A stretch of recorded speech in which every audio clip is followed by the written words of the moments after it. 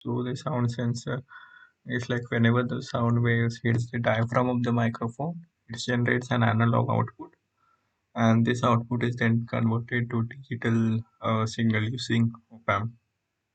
So if you see, this is the microphone, and then it goes to this op-amp after that, which converts it into digital output at this pin. So this is like a power on LED, and this is used to set the sensitivity of that microphone. So it gives an analog output. So this is like the sound sensor connected to the board. We have connected it to digital pin 9, the output of the sensor, and then this supply 5 volt and the ground to the sensor from the board. Okay.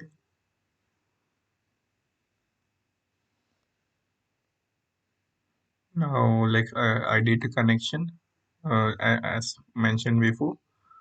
So this is a board, and now let's connect this to the system.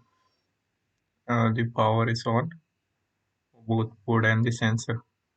Let's see the Arduino code. We have connected the LED pin to the digital pin 7, like whenever the sound is detected, the LED will be on.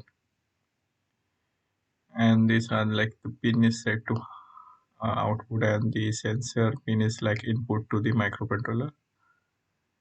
We have declared a value like a variable, and then it is storing that digital form into that val function, and then it is printing that.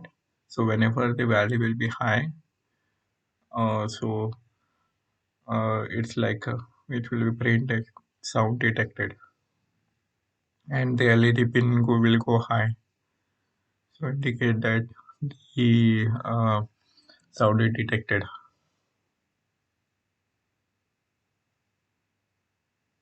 Okay, now let's upload the code.